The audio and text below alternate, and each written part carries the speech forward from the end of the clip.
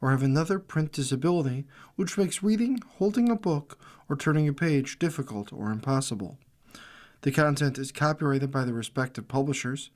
For more information, please visit us on the web at nfradioreading.org. Hello, this is Will Evans, and for the next hour, I'll be reading from the August 13th, 2026 issues of the Batavia Daily News, serving Genesee, Wyoming, and Orleans counties on the Niagara Frontier radio reading service. Leading off, our first article is entitled Growing the Workforce. Glow with Your Hands, host Career Education Kickoff in Medina.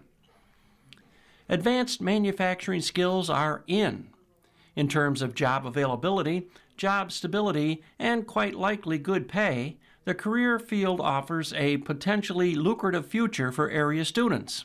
And the annual GLOW, G-L-O-W, with Your Hands aims to help them connect with industry. Just ask Will Plummer, a 2026 Albion Central School graduate. He was a freshman when Glow with Your Hands helped set his career trajectory. I learned how to e-weld, he said Wednesday during this year's kickoff at the Orleans/Niagara BOCES Orleans Career and Technical Education Center. Ever since I was here, I got a whole bunch of experiences with outsiders. I went and shadowed with L&M Fabrications out in Batavia. I got a bunch of hands-on opportunities. Overall, it was a great experience, and I'm so happy it was available to me. Glow with Your Hands is now in its 7th year and is among New York State's premier career exploration initiatives. It brings together educators, employers, workforce organizations, economic development agencies, and community leaders across Genesee, Livingston, Orleans, and Wyoming counties. The initiative introduces middle and high school students to rewarding careers in manufacturing, skilled trades, engineering, agriculture, construction, transportation, and other high-demand industries while helping employers inspire and build their future workforce. This year's upcoming event is September 29th at the Genesee County Fairgrounds in Batavia.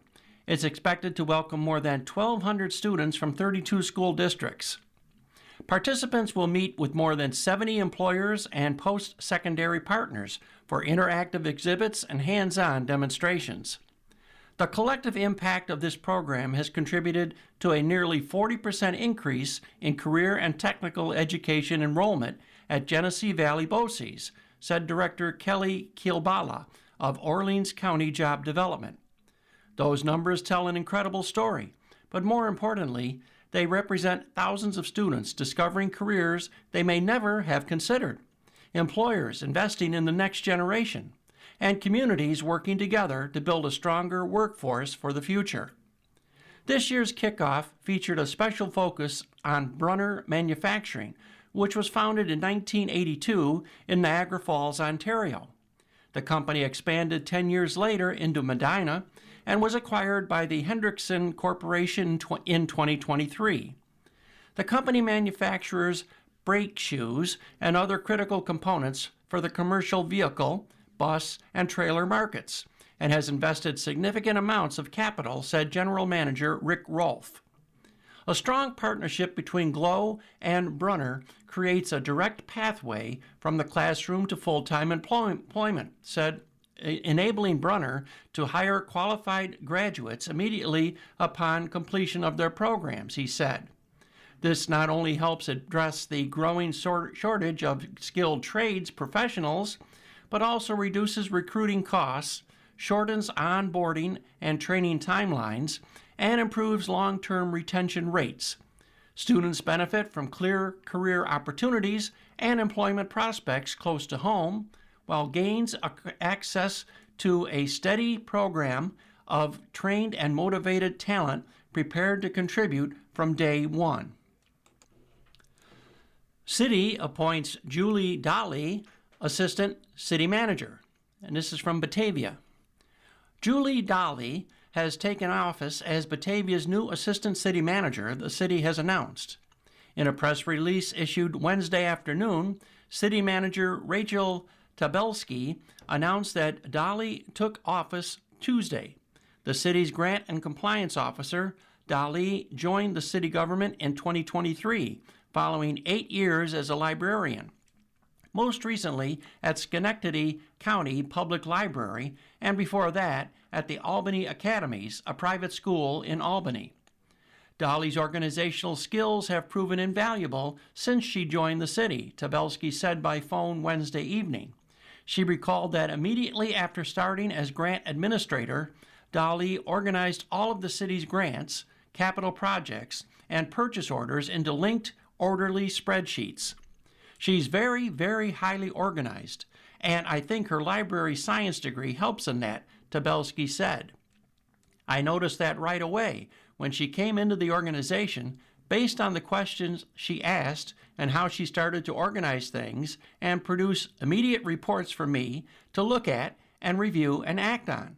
She came in and was an asset from day one with the organization. Daly applied for the assistant city manager position last year in a search that ultimately led the city to hire Chief of Police Sean Hubush for the position. At the time, Daly was a top candidate, Tabelski wrote in the press release. Tabelski credited Daly with creating and launching a new city website, facilitating the city's participation in the Climate Smart Communities program, and helping the city pursue its second $10 million downtown revitalization initiative funding round, as well as a state pro-housing community designation. In her new role, Daly will immediately take on city center concourse renovations and the launches of the iWorQ citizen portal and internal Lexipol policy software. She will also handle insurance tracking and claims and information technology and lead projects in the Department of Public Works, which currently lacks a head, Tabelski said. In the press release, Tabelski praised Daly's leadership and strong get-it-done approach to municipal operations. In January 2026, Julie was promoted to Grant and Compliance Officer, taking on greater responsibility for not only grant compliance, but also capital projects, internal policies, and financial procedures, she wrote. I look forward to continuing to work with Julie as she transitions into this important leadership role, supporting the city's administrative department and the entire organization. The city will pay Daly a $105,000 salary, Tabelski said, about 18% below Hubush's $128,000 pay rate. Daly couldn't immediately be reached for comment in time for publication Wednesday evening. Next up, Village of Oakfield sues OA over 135 million gallon water leak. The Village of Oakfield is suing Oakfield, Alabama Central School District for more than $800,000 in damages for a water leak the village says district building contractors caused through negligence. In filings made July 29th in Genesee County Supreme Court, the village said that its water system began losing roughly 200,000 gallons per day of treated water in fall 2022, while construction was underway on the school grounds. The village hired Maine-based firm Everett J. Prescott, Inc. to search for the source of the leak, and in August 2023, contractors with the firm identified a suspected underground leak near the school. On August 9, 2023, Village Department of Public Works employees uncovered and repaired the leak, which was on a school-owned field, allegedly in the area where construction took place. After notifying the district of the leak, the village agreed to wait until the school district ascertained insurance coverage for the matter, the village said in a court filing. However, after initially expressing a desire to address the unpaid water consumption fees and the need for the relocation and installation of a new water meter, the school district ceased discussions with the village. On April 10, 2025, the village sent the district a letter demanding payment of $891,964, the retail cost of an estimated 135.4 million gallons of water lost over 677 days. Several village filings also cited a 1.8 million gallon figure. It is unclear how that number was calculated, and the village's attorney in the case, Megan Doherty, couldn't be reached for comment in time for publication Wednesday. In a one-sentence response, the district said it wouldn't pay. Please be advised that after consultation with my client and its principal New York Schools Insurance Reciprocal, we are not in a position at this time to make an offer in response to your demand, lawyer Michael Perley wrote for the school on May 2, 2025. With negotiations stalled, the village is asking the court to intervene. In its filings, the village cited its water rules and regulations, adopted in 2007, which bind all water customers. All charges for water, service pipe installation repairs, damage caused by carelessness or neglect, penalties, etc., shall be made against the premises supplied, and the owner of the premises shall be held responsible therefor. A portion of the regulations reads, "If the school doesn't pay for the loss," the village wrote, "village taxpayers will." The leak was caused solely by the district's negligence and failure to treat the water delivery infrastructure with ordinary care, the complaint reads. Prompt detection of the leak was the sole responsibility of the district. By reason of the district's failure to fulfill its duties, the village and its taxpayers have been damaged in an amount to be determined at trial, but not less than $891,964. The district hasn't retained a lawyer in the case or responded in court. Oakfield Mayor David Boyle and Oakfield, Alabama Superintendent Lauren Carter did not return requests for comment from the Daily News. And moving on now, tournament to support area school districts. Coast Cares Education Open set for Batavia Country Club. Coast Professional Inc.'s fourth annual Coast Cares Education Open is scheduled for Thursday, August 27th at Batavia Country Club in Batavia. Registration begins at 8 a.m. and the tournament begins at 9 a.m. with a shotgun start.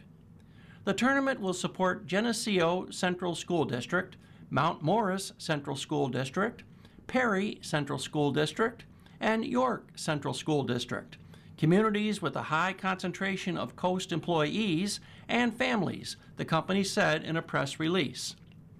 The Coast Cares Education Open has grown into a meaningful annual tradition that brings together employees, families, local businesses, and community partners to strengthen educational opportunities across Western New York.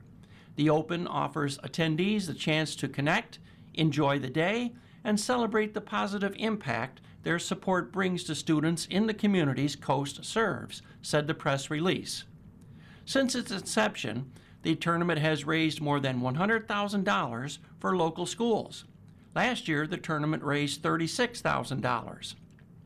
Our Western New York roots run deep, and supporting Geneseo, Mount Morris, Perry, and York Central School Districts reflects our commitment to the families who make up Coast's workforce, said Coast CEO Jonathan Prince. When we come together with our neighbors to champion local education, we help strengthen the next generation of leaders in our community, Prince said. Sponsorship for the 2026 tournament has been exceptional, with most opportunities selling out weeks ahead of the event, the company reported. Community members and businesses who wish to join in Coast's support for local schools still have two ways to contribute. One, whole sponsorships, and two, raffle prize donations to help raise additional funds for the supported school district. Both opportunities are open through Thursday, August 13th.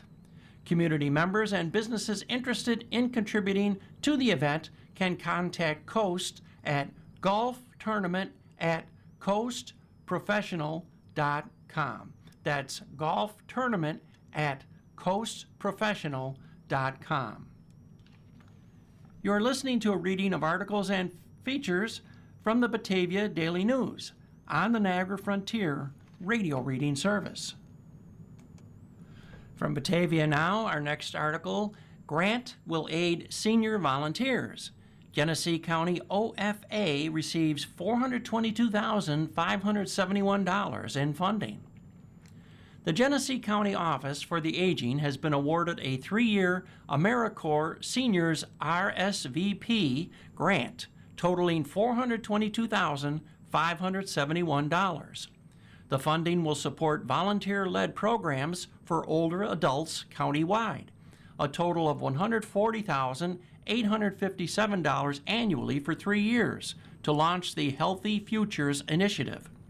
More than 200 volunteers will help provide transportation, wellness, programming, nutritional support, companionship, and other services through the program to help older adults remain healthy, active, and independent. This grant allows us to engage over 200 passionate volunteers to directly combat social isolation and health vulnerabilities among older adults, said OFA Director Jessica Riley in a news release. We are honored to partner with AmeriCorps to provide an AmeriCorps Seniors RSVP program, allowing us to expand our reach, enhance independent living, and foster deep community connections dedicated to the county's older population. Over the 3-year grant period, AmeriCorps Seniors RSVP volunteers will support several service areas, including providing transportation to medical appointments, social adult programs, and community day programs, leading wellness and fall prevention programs, including Tai Chi for arthritis and falls prevention, and Stay Active and Independent for Life, offering companionship, budgeting assistance, library services, meal delivery, safety checks, and grocery assistance, supporting local food pantries with the collection and distribution of emergency food, assisting nonprofit and government agencies that provide programs and services throughout Genesee County. AmeriCorps Seniors RSVP is a national volunteer program for adults aged 55 and older. The program connects volunteers with opportunities to use their experience and skills to address local community needs. Residents interested in becoming an AmeriCorps Seniors RSVP volunteer may contact the Genesee County Office for the Aging at ofa.dept@geneseeny.gov or 585-343-1611. That's 585-343-1611. Or visit www.geneseeny.gov/OFA-volunteer. Audit finds issues with Medina water billing. Mistakes led village to miss over $5,000 in revenue, state audit says. And this is from Medina. Misconfigured software, broken water meters, and on-the-fly adjustments have led Medina to miss out on thousands of dollars in water and sewer bills, according to an audit report released Friday by the State Comptroller's Office. State auditors found that the clerk responsible for most of the village's water and sewer transactions often manually adjusted water bills without written procedures, oversight, or supporting documentation, and that the village lacked the organization necessary to stop errors from snowballing. The problem started in 2016 when the village began installing new electronic water meters, auditors said. Some of the accounts corresponding to the meters weren't set up correctly, so when the meter reader downloaded data from the meters, the village's billing software filled out inaccurate readings for 32 of its 875 total accounts. Rather than correcting the account's configuration, the clerk regularly entered manual corrections, often without sending the meter reader to check whether the corrections were accurate. In the second quarter of the 2023-24 fiscal year, the auditors found the meter reader double-checked 19 of the accounts for which the clerk made adjustments, but didn't check the other 13. None of the adjustments were reviewed by the village clerk treasurer, who was ultimately responsible for water and sewer billing, the auditor said. The audit also found that the village was missing potentially broken water meters by ignoring accounts with unusually low usage. Of 75 accounts the auditors reviewed, 25 showed less than 50 cubic feet of water use in the quarter, a possible sign of a broken meter, since the average person uses 11 cubic feet of water per day, the auditors wrote. Upon further review, 20 of those accounts appeared to be accurate, 4 couldn't be verified, and 1 was inaccurate. After auditors found the inaccurate meter, a new meter was installed. Based on the new meter's readings, the auditors determined that the village had missed out on approximately $48 in payments from that account per quarter, totaling $768 since the broken meter was installed in 2021. The clerk also rarely shut off accounts with unpaid bills, auditors found. Of 72 accounts that were mailed shut-off notices, the clerk only shut off 2, auditors found. Because the village charges a $75 shut-off fee, they said, the village missed out on $5,250 in revenue. The 2 shut-offs that did happen were delayed. Auditors wrote that the clerk typically spared users from shut-offs if they promised to pay on a particular date, but noted that the village's laws don't provide for exceptions. The clerk also said she couldn't shut off water to some apartments without shutting off other units in the same building, and that some homeowners denied access to their water meters. Because the clerk treasurer relied on the clerk to manage all aspects of water and sewer billing without sufficient oversight and or clear written guidance, there is risk that significant issues may go unnoticed. Users may not be billed accurately, and erroneous and inaccurate account corrections could be made and concealed without detection, the auditors wrote. The auditors issued a set of 16 recommendations to the village, including developing written procedures, documenting and ensuring the clerk-treasurer reviews adjustments and unusual bills, using separate computer accounts for each staff member, and consulting with a lawyer on options to collect back payments when water can't be shut off. Mayor Debbie Padelewski did not return multiple requests for comment left with the village clerk's office since last Friday. In a letter to auditors, though, Padelewski said the village would take the audit's findings seriously. The village does agree with the findings in concerning inaccuracies in some of the readings reviewed, she wrote. Steps to review and authenticate those and other readings have already been implemented. The village also asserts that while procedures were, in fact, introduced and reiterated to the mentioned employee verbally and via emails, we understand that those procedures were not in a formal written manual. The village will be working on a comprehensive water and sewer billing policy to provide clear and concise instruction. The village plans to provide the Comptroller's Office with a corrective action plan within 90 days. Our next article was written by Dan Herbeck of the Buffalo News. Family treated after bat encounter. Godlove heard flapping noise in Ellicottville hotel room. The State Health Department is concerned enough about possible human exposure to rabies from a variety of animals that in June it announced series of rabies clinics across the state. While stressing that such cases are rare, they do happen. A Genesee County woman says she learned that lesson the hard way. Shannon Godlove said she and her 3 children had some very uninvited middle-of-the-night bat guests in their hotel room during a visit to Ellicottville last month. As a result, she, her son, and 2 daughters were forced to undergo a series of rabies shots. Godlove, 43, told the Buffalo News the incident occurred about 1 a.m.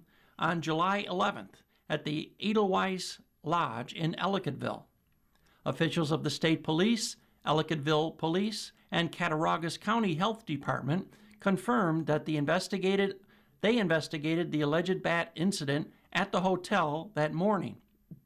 A hotel manager, Dion Smolinski, told the News he questions whether any bats were really in the hotel that morning, but added that the hotel is cooperating fully with a health department inspection into the matter.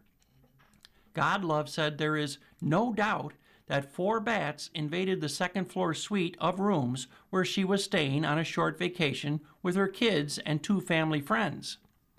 I grew up in the country. I have been around bats all my life, and I know what I saw, said Godlove, a Corfu resident. I'm not afraid of bats, but I am afraid of the diseases they can carry. I feel bad that my kids have to get these rabies shots. She said she woke up when she heard a flapping noise in the room where she was sleeping with her youngest daughter, Ivy. I felt something, a breeze on my face, and I knew immediately what it was, Godlove recalled. I turned on the light and I saw 2 bats flying back and forth in the room. I woke Ivy and said, "We have to get out of here." I was panicked. We crawled out of the room. Godlove said she quickly found 2 more bats swooping around in the hallway outside her room. She said she and her fellow guest hurried downstairs, where they contacted the hotel manager and Ellicottville police. I was hoping we could catch one of the bats to have it examined for rabies, she said. The Ellicottville police officer tried, but he said he didn't see any bats up there. She said the hotel manager allowed her and her fellow guests to spend the rest of the night in a room in a different building on the lodge property. According to a state police report, state troopers and a Cattaraugus County health inspector came to the hotel later that morning, but again were unable to find any bats. The health inspector found no bats, but did find a small opening near the roof of the building where bats could have come inside. County Health Director Kevin D. Watkins told the News. Watkins added that he finds no reason to believe Godlove is exaggerating or inventing what happened. We see reports like this every summer. It's prime time for bat exposures, Watkins said. Bats are living in attics where the weather is becoming very hot. They get disoriented and often end up going into other parts of a building. It's very unfortunate that the bats were not recovered. If they had been, we could have examined them, and if they were not rabid, she and her kids would not have had to get rabies shots. According to the U.S. Centers for Disease Control, 1.4 million Americans receive health care each year for possible rabies exposure, while fewer than 10 die from rabies. For anyone who is exposed to a bat, it is essential that they try to capture the bat and turn it over to local health authorities to have it examined for rabies, Watkins said. While only a small percentage of captured bats turn out to be rabid, no one who is exposed to a bat or any other potentially rabid animal should take chances, Watkins said. When a human being catches rabies, and it is untreated, it is almost always fatal, the health director said. If there was any chance of exposure to a bat, you must call your local health department. Watkins said the owners of Edelweiss Lodge were told that they must have a nuisance wildlife professional examine the hotel for signs of bats or places where bats can enter the building. The wildlife professional must then report back to us, and we will inspect the building again, Watkins said. Until all that is done, we have told the people at Edelweiss they cannot rent any rooms in that building until we sign off on it. Watkins and Smolinski, who began working at Edelweiss in March of this year, said they are unaware of any previous bat incidents at the same location. But Godlove said, and the News verified, that a person on the travel website tripadvisor.com posted the following about Edelweiss in August 2024. Live bat in our room. The hotel has hired a wildlife professional who has inspected the building twice, and the report will soon be sent to the health department, Smolinski said on Monday. I'm a bone marrow transplant recipient, and I take 27 medications 3 times a day, Godlove said. I really wish I didn't have to get 5 rabies shots. Heading back to Batavia for our next article. Koschuk captured by U.S. Marshals in Georgia. Wanted mom was living with children in shed. A woman who disappeared in May from Wyoming County with 2 children has been captured in Georgia. Nicole A. Koschuk, 42, and her children, Amara and Lincoln, were located living in a shed in Trenton, Georgia, by U.S. Marshals, state police said. Koschuk was arrested on an active arrest warrant for first-degree custodial interference issued by Wyoming County Court. She was turned over to the Dade County Sheriff's Office, where she is awaiting extradition back to New York. The children, ages 6 and 4, were found to be in good health and have been turned over to the Dade County, Georgia Department of Family and Children's Services until they can be returned to their legal custodian, troopers said. The investigation into who assisted Koschuk in this crime remains open, troopers said. State police are working with multiple police and social service agencies. Koschuk disappeared with the children in May, sparking a major search. Trenton is a town of about 2,200 people. It's located near Georgia's northern border and is considered part of the Chattanooga metropolitan area. You are listening to a reading of articles and features from the Batavia Daily News on the Niagara Frontier radio reading service. And we'll turn to the opinion page now with an article by Andreas Kluth of Bloomberg Opinion. The U.S. ammo crunch is a global disaster. It appears that President Donald Trump is livid at Pete Hegseth. Not long ago, the president still cooed that his macho Secretary of Defense loves war, including the one Trump launched in Iran. Now that war is turning out to be unwinnable and seemingly unendable. So Trump, venting his frustration at Camp David, wanted to know why Hegseth misled him by not explaining earlier that America was, who could have guessed, running out of ammunition. We should all be mad at Hegseth for overselling lethality in general and the war against Iran in particular.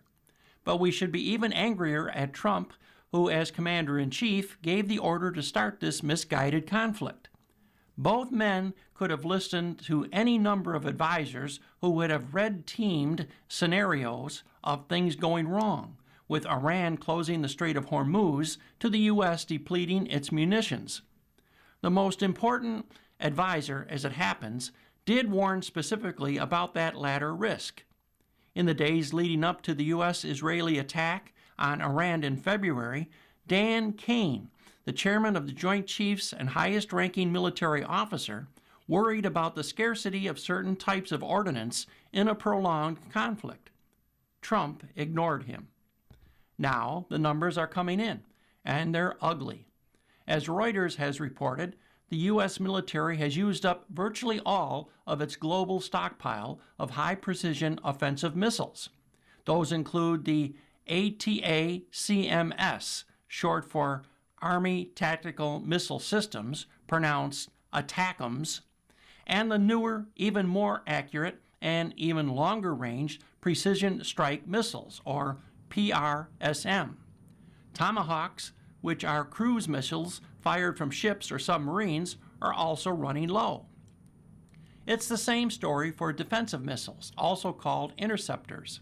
The Center for Strategic and International Studies, a think tank in Washington, estimates that the U.S. has used up about 2 in 3 of its Patriot missiles and almost half its Terminal High Altitude Area Defense Systems, THAAD, as they're abbreviated, shoot down incoming ballistic missiles in or even outside the atmosphere.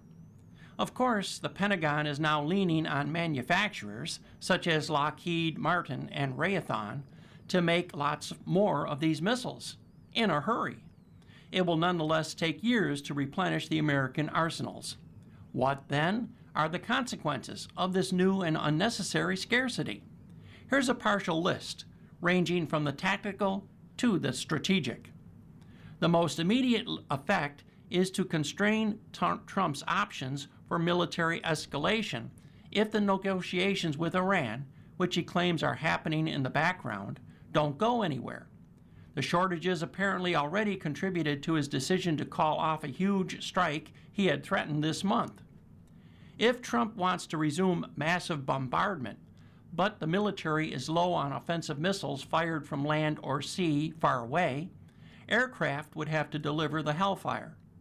But to do that, they would have to fly near or over their targets, where the Iranians have better odds of shooting them down. And Trump can't afford a surge in American casualties, which already number 18 dead and hundreds injured. The same logic applies to defensive missiles. If Trump escalates, the enemy will retaliate by hitting U.S. bases throughout the Middle East or American allies such as the Gulf Emirates or Jordan. With the supply of interceptors limited, the U.S. would have to decide what to protect and, by necessity, what to leave unprotected. I recently observed a war game organized by the Center for a New American Security in Washington, in which participants had to make exactly these decisions. Every trade-off and every outcome was grim. At the strategic level, the Middle East is obviously not the only potential theater of war. The U.S. is expected to have a global military presence. It's supposed to deter China from attacking Taiwan, say, or the Philippines, which is a U.S. treaty ally. On the Korean peninsula, the U.S. must dissuade the North from even thinking about having another go at the South and reigniting the Korean War, which never formally ended. And Washington is still, despite occasional appearances to the contrary, the most important member of NATO, so it should be ready to deter Russia, which is already waging hybrid war against European NATO countries, from entering the Baltic, say. Even short of that kind of escalation, the American missile crunch is hurting Ukraine, which was hoping to buy more American weapons with European money to defend itself against Moscow's constant bombardment.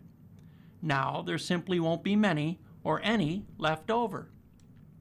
I'm not suggesting that Beijing, Pyongyang, or Moscow will look at America's missile shortages in isolation and give the order to open new fronts in what would then threaten to become a world war.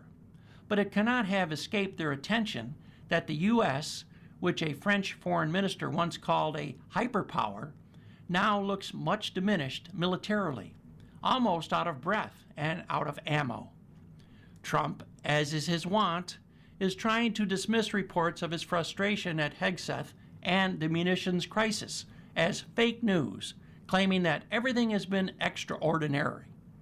The reality, as Corey Shakey, a veteran of the National Security Council in an earlier Republican administration, puts it, is that far from discovering a new way of war, Trump has merely discovered new ways to lose.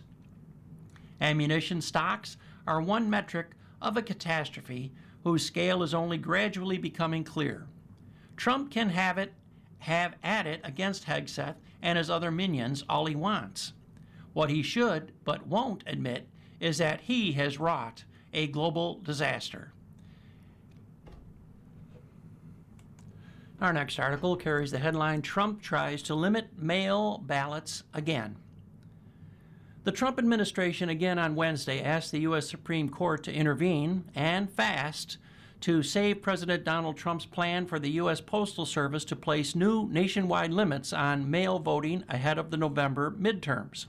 It did so after a lower court judge blocked the Postal Service plan from moving forward for a second time on Tuesday.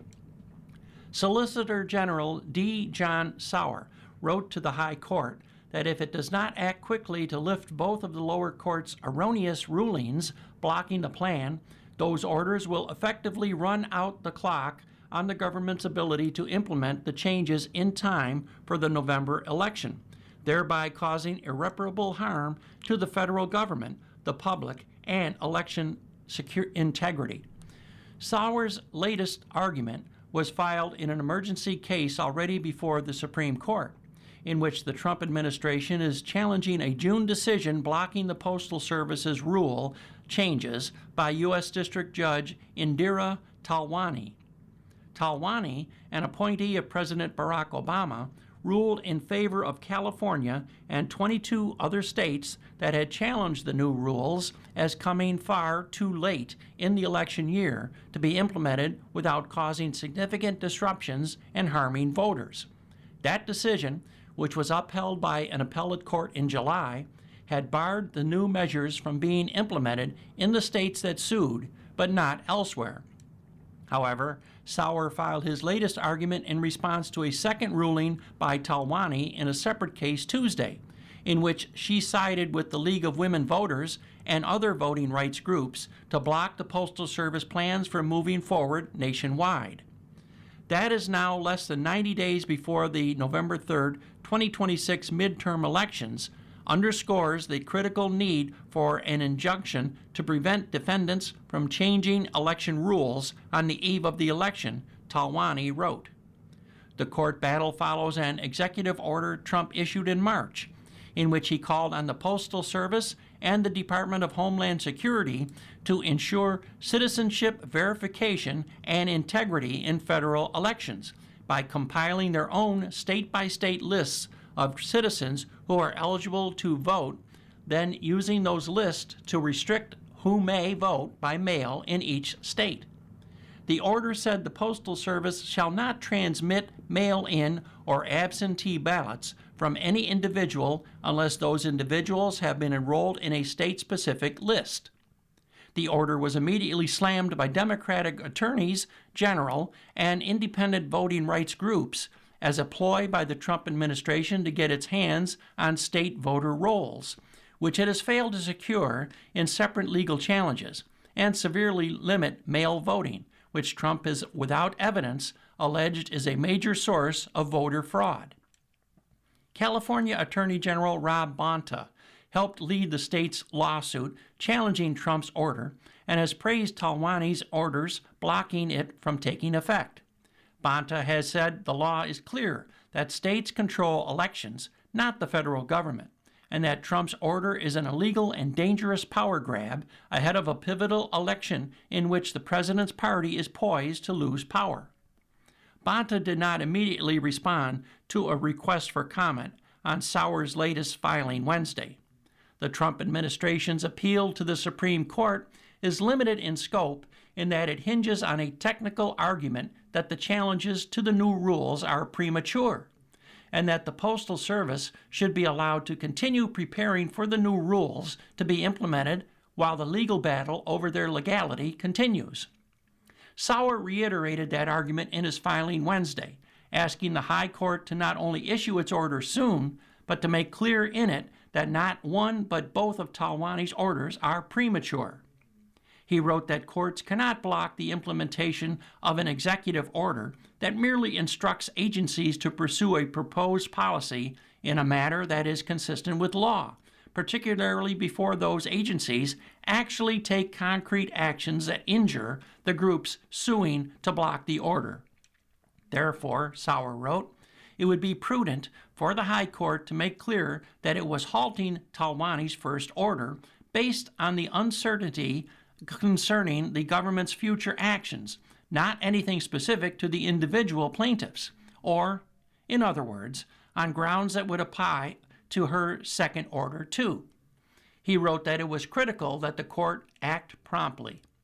The states have asked the High Court to block Trump's order, which they said would deny mail ballots to many of the millions of voters who rely on mail voting, especially voters with disabilities and those in rural areas.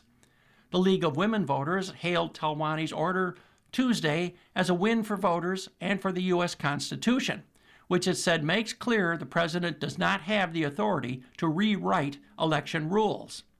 Millions of Americans, including seniors, military voters, voters with disabilities, rural voters, and citizens living overseas, rely on voting by mail to participate in our democracy, said Marcia Johnson, the group's chief of activation and justice.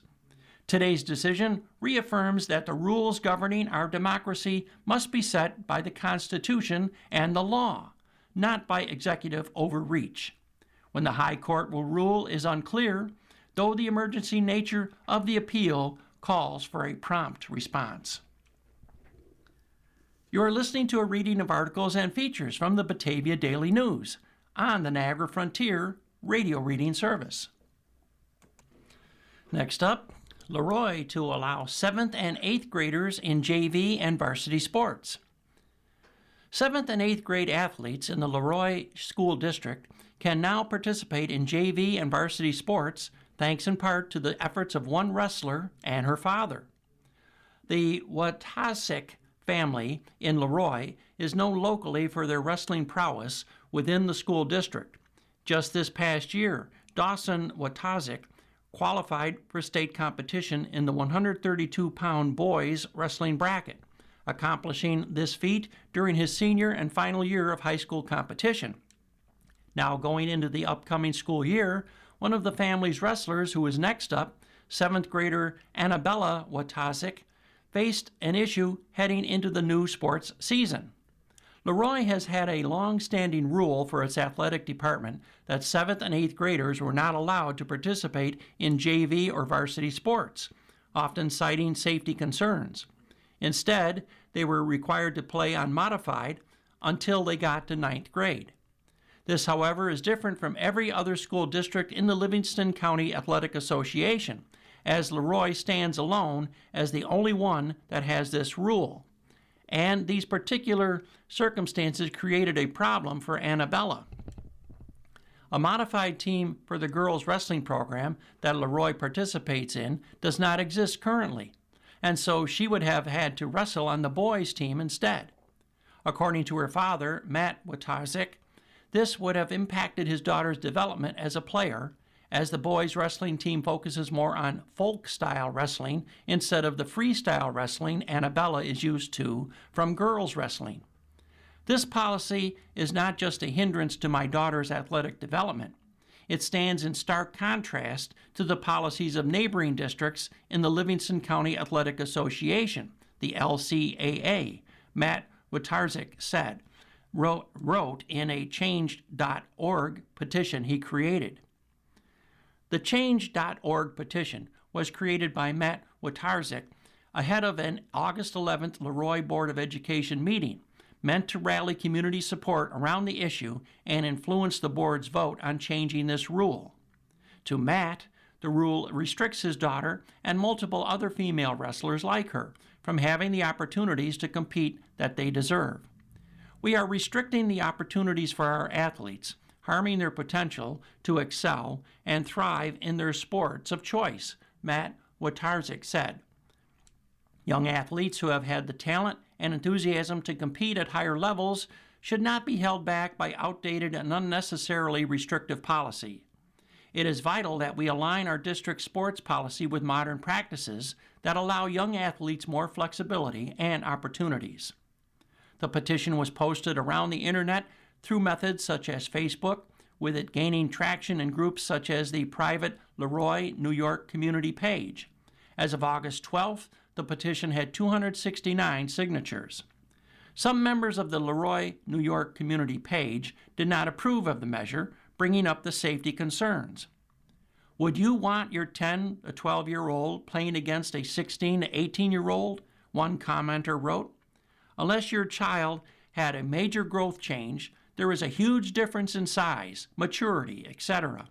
Not to complain, but what would be the point in JV or varsity if kids of almost any age can play at that level? Isn't that the whole point? On the public petition itself, though, many commenters showed support, arguing a let-them-play perspective. Let athletes compete at a higher level when they belong there, Luke from Corfu wrote. When you hold a younger athlete back to compete with athletes that aren't at their level, it hurts their development and actually discourages athletes that aren't on their level. Another commenter expressed how, in their opinion, changing this rule promotes equity for female athletes. Equity in girls' sports is important, Christie from West Henrietta wrote. Section 5 rules should be adhered to in all districts. Matt Watazik expressed a similar viewpoint and hoped the change.org petition would get the community on board. Change is needed, and it begins with our community voicing the desire for equal opportunities for our budding athletes, Matt Watazik said.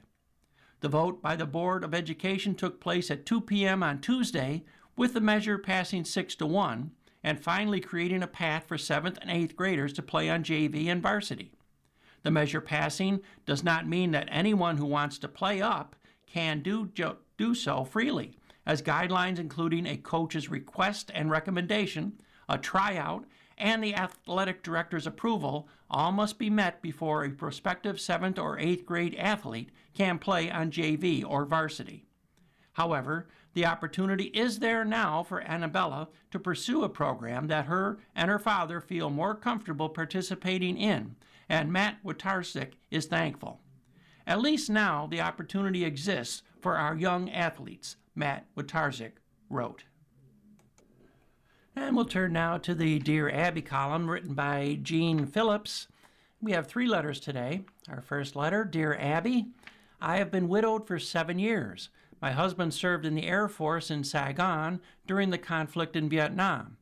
We met and married shortly after he returned from his hitch overseas. We had 2 daughters together. Recently, my older daughter was notified through social media that she has a half-sister, Liba, from a woman her father knew in Vietnam. They agreed to meet this weekend for lunch at a local restaurant. My daughter asked if I would accompany her to this meeting. I told her that while I had no qualms about finding out he had a child with another woman, I didn't see any point in my being there to meet her.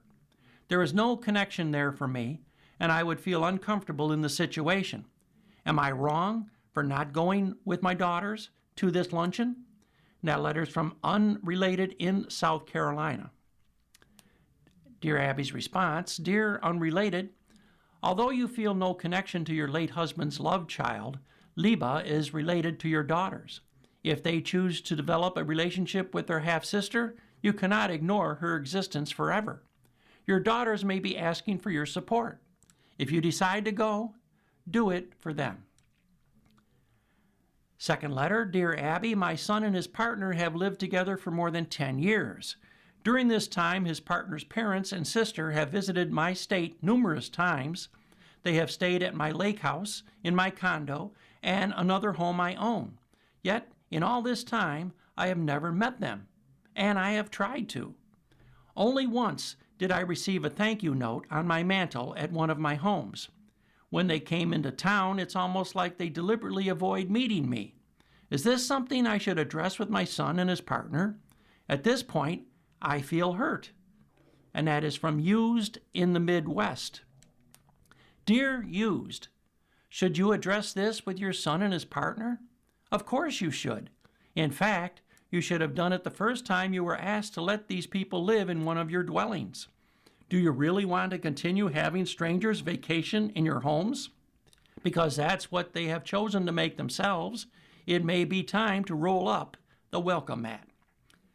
And our last letter, Dear Abby, I have a daughter, Imogen, who has been married to her narcissistic and controlling wife, Brianna, for 20 years. Imogen's relationships with me, my husband, and her sister have been entirely dictated by Brianna. We're not allowed in their house. Her calls are made from the car. I have not been invited to birthday parties for their 2 boys. And I'm told not to attend my grandson's swimming competitions if Brianna is in the building. 2 attempts at divorce by Imogen were unsuccessful, the last one having been a month ago. Imogen appears to be willing to accept verbal abuse and non-negotiable demands from her wife, interpreting the control as caring behavior. This cult-like existence has resulted in resentment and disappointment. I'm at a loss as to how to help my daughter extricate herself from a life of dysfunction and dependency. Any advice would be appreciated. That's from Worried Mom. Dear Mom, your daughter will not leave Brianna until she's ready, but that doesn't mean you should give up. Avoid criticizing Brianna directly, but continue to ask Imogen how Brianna's controlling actions make her feel. Getting her to think along those lines may lead her in the right direction. Above all, make sure she knows about the National Domestic Violence Hotline at 1-800-799-7233 and remind her that controlling behavior is a form of violence. And we have time for some articles and some items from the Looking Backward column for August 13th. On this date, August 13th, 1889, the first coin-operated telephone is patented by William Gray. In 1898, Manila, the capital of the Philippines, falls to the U.S. Army. In 1910, on August 13th, British nurse Florence Nightingale, famous for her care of British soldiers during the Crimean War, dies. In 1930, Don Ho, Hawaii's best-known musician and singer, is born. On August 13, 1932, Adolf Hitler refuses to serve as Franz von Pappen's vice chancellor. In 1963, a 17-year-old Buddhist monk burns himself to death in Saigon, South Vietnam. And on August 13, 1993, the U.S. Court of Appeals rules Congress must save all emails. And our thought for the day comes from former Dallas Cowboys quarterback Roger Staubach. I've always tried to balance my life with what is good for me, but also keeping in mind how it affects somebody else. You've been listening to a reading of articles and features from the August 13th, 2026 issues of the Batavia Daily News. We read from the Batavia Daily News every Saturday at 9 a.m. Your reader has been Will Evans. Thank you for listening. Coming up next in the Niagara Frontier Radio Reading Service, we have the East Aurora Advertiser. At 11 o'clock, we have the Niagara Gazette. And at noon, we have the Dunkirk Observer. Stay with us for these readings and more throughout the day. Radio Reading mails out a large print program schedule to our listeners every other month. If you have not received a Niagara Frontier Radio Reading Service large print program schedule in the mail, please call us at 716-821-5555. We will make sure that you receive one every other month. A Braille version of the schedule is also available upon request. Our number again is 716-821-5555.